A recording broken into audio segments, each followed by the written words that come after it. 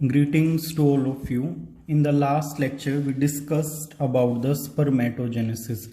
In this video, we will be discussing about the oogenesis, that is formation of the egg.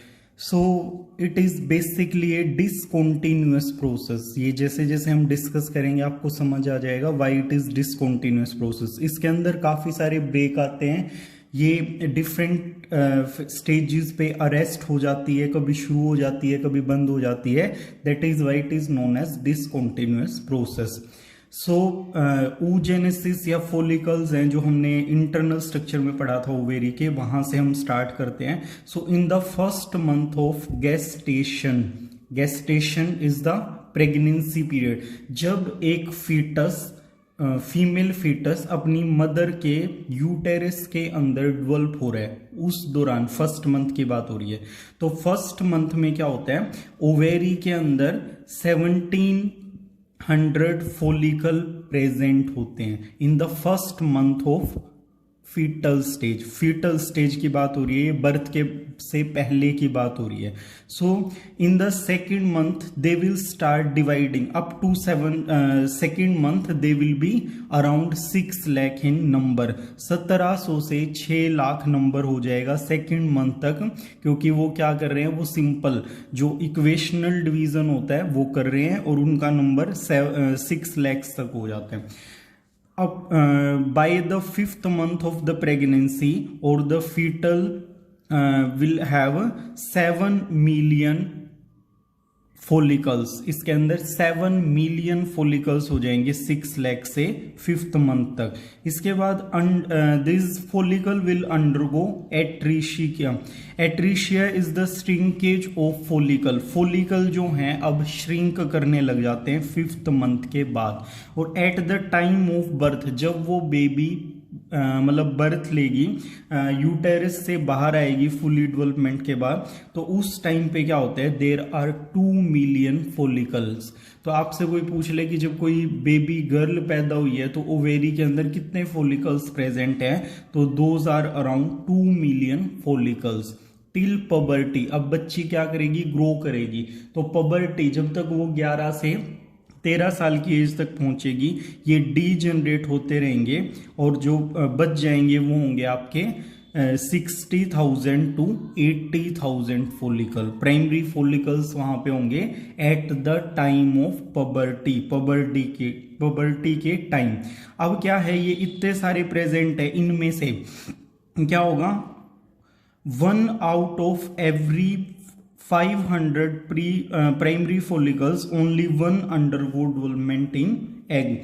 मतलब जो इतने सारे आपके 60 से 80 हजार फॉलिकल्स बचे हुए हैं, उनके अंदर 500, मतलब 500 का एक एवरेज लेना है, 500 में डिवाइड कर देंगे हम, और 500 में से सिर्फ एक जो फॉलिकल है वो डेवलपमेंट करेगा. जैसे हम ओवेरी के इंटरनल स्ट्रक्चर में पढ़ा था कि फॉलिकल डेवलप होते हैं, तो 500 में से एक फॉलिकल आपका क्या करेगा, डेवलप करेगा और वो ओव्यूलेशन तक जाएगा. So let's discuss the different stages during the oogenesis.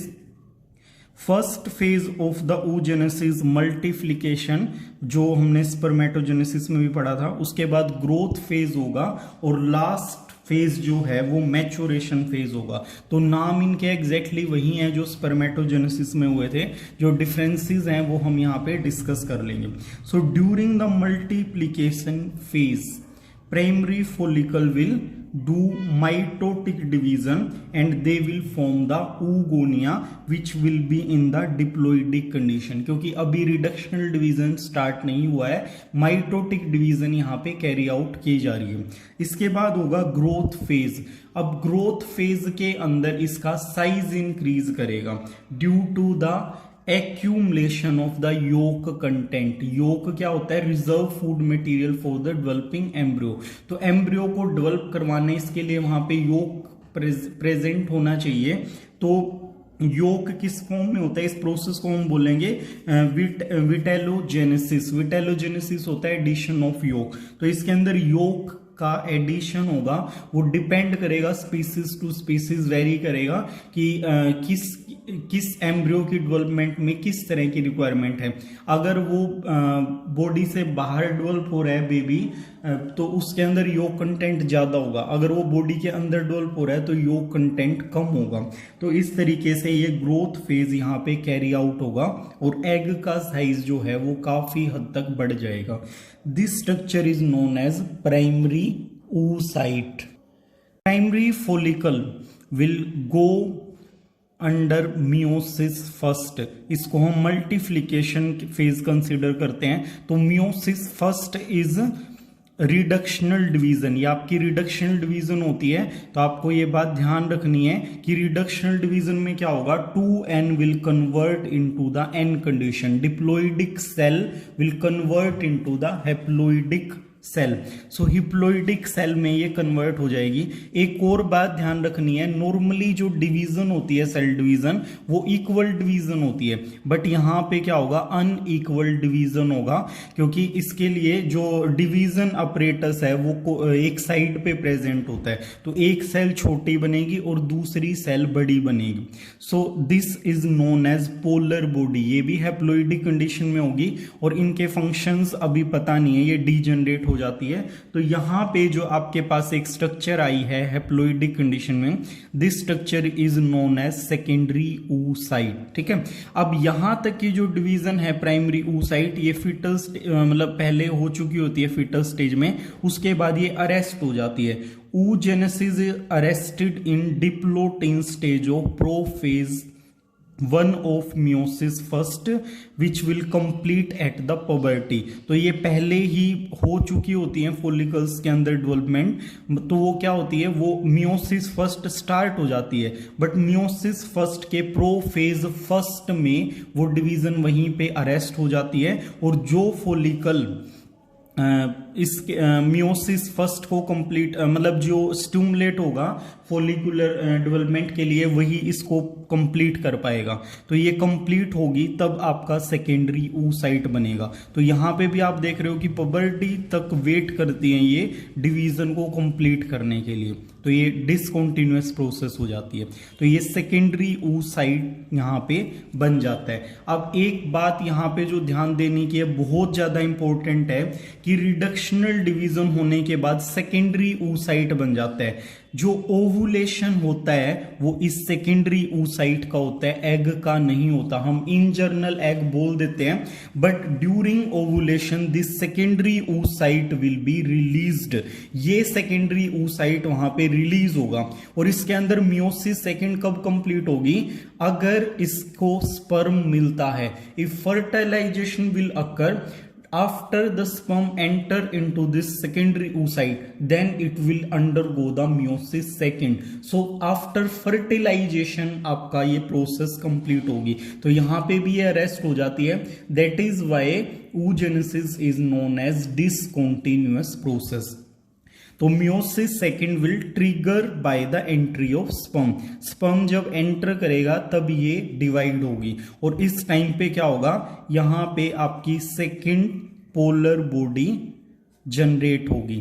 ठीक है, तो दोबारा से अनइक्वल डिवीजन होगी और यहां पे ooted या आपका फॉर्मेशन ऑफ एग होता है। तो इस तरीके से oogenesis का प्रोसेस कंप्लीट होता है। Now let's discuss the structure of egg. Structure of egg में क्या है, इसके अगर हम बाहर की सबसे बाहर वाली, पहले हम यहां से शुरू करते हैं। तो इंटरनल मेम्ब्रेन, जो near to this plasma membrane there is dense part that will be known as egg cortex and inner portion of this egg will be known as ooplasm, which will contain the nucleus and the other cell organelles. So here nucleus is slightly shifted from the central position and this nucleus is known as germinal vesicle। germinal vesicle बोलते हैं इसको। अब क्या होता है, जिस side पे ये न्यूक्लियस प्रेजेंट है that side will be known as animal pole and opposite to the animal pole there is vegetative pole. तो एग की भी पोलैरिटी होती है, जिस साइड पे न्यूक्लियस है वो एनिमल पोल है और जिस उससे अपोजिट जो साइड है that is known as vegetative pole. Next to this plasma membrane there is zona pellucida.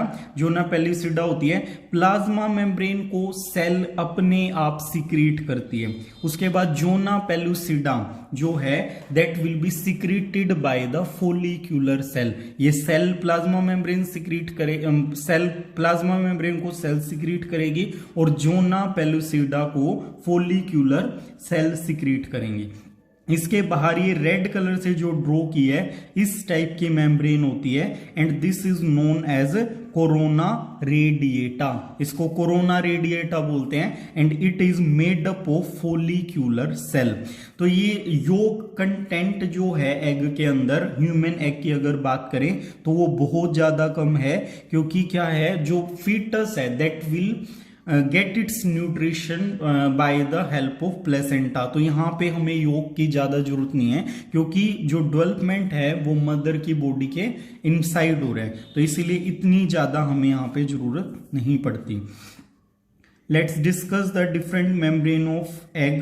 So egg membrane, primary membrane जो है वो क्या है, secreted by the cell, और इसका एग्जाम्पल है vitelline membrane.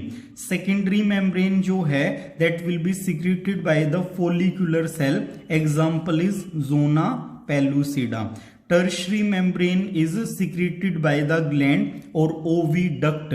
इसको ग्लैंड या ओविडक्ट रिलीज करेंगी, तो इसको हम क्या बोलते हैं, एग सेल. जो एग शेल वगैरह होते हैं वो टर्शरी मेम्ब्रेन के अंडर आते हैं. So we have discussed with the oogenesis and structure of egg. In the next video we will be discussing about the menstrual cycle. Thank you.